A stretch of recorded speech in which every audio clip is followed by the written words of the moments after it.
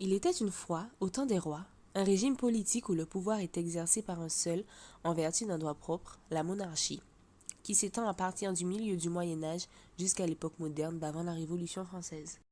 Pendant cette période, plusieurs rois se sont succédés, parmi eux quatre figures emblématiques, Louis IX, François Ier, Henri IV, Louis XIV. Ces rois ont progressivement renforcé l'autorité royale jusqu'à la rendre absolue. On parle d'absolutisme, affirmant que la souveraineté réside tout entière dans la personne du roi.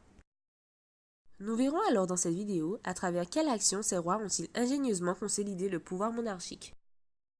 Louis IX, le roi chrétien. Progressivement, la loyauté parvient à nouer un lien plus direct avec ses sujets et à s'émanciper du système féodal. Seul roi de France à avoir été canonisé, Louis IX ambitionne de fonder le pouvoir royal sur la justice.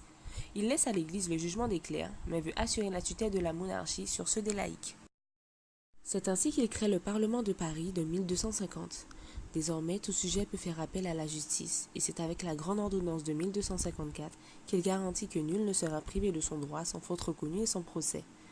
C'est avec cette même ordonnance que Louis IX impose sa monnaie dans tout le royaume. Bon roi chrétien, il organise 2 croisades pour tenter de libérer la Terre Sainte. La dernière sera un échec puisqu'il meurt devant les portes de Chigny en 1270. François Ier, protecteur des arts et des lettres. La Renaissance gagne l'ensemble de l'Europe.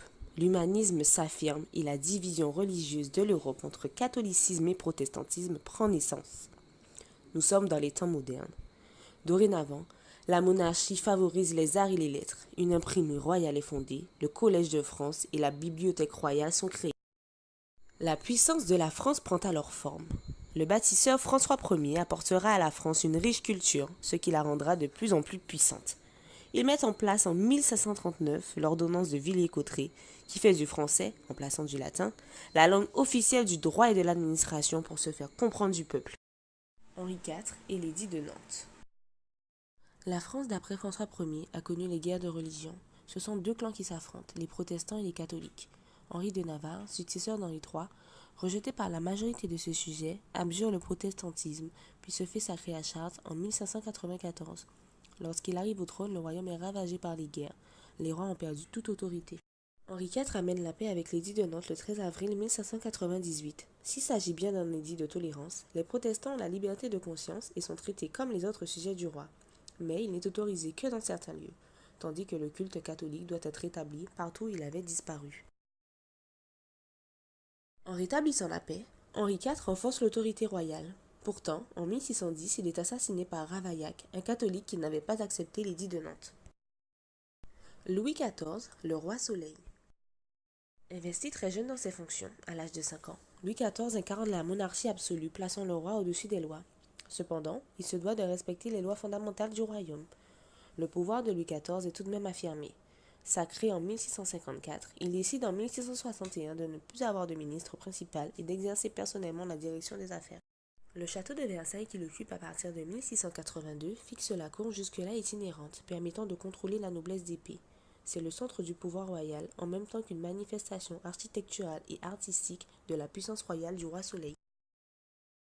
La révocation de l'édit de Nantes en 1685 contribue à affaiblir la prospérité française. Il défend et impose la loi catholique dans tout le royaume. C'est sous Louis XIV que le premier empire colonial français devient une priorité économique et politique. Les départements et les régions d'outre-mer constituent les traces de cet empire colonial dans la France d'aujourd'hui. La participation de la France à la traite négrière doit beaucoup à la volonté du pouvoir royal de favoriser le grand commerce français. Du royaume des Capétiens à une monarchie absolue, chaque roi a supposé sa pierre à l'édifice, en passant par l'instauration de la monnaie royale, le français comme langue officielle, puis l'édit de Nantes qui fut révoqué. Les 4 rois ont su affirmer leur pouvoir.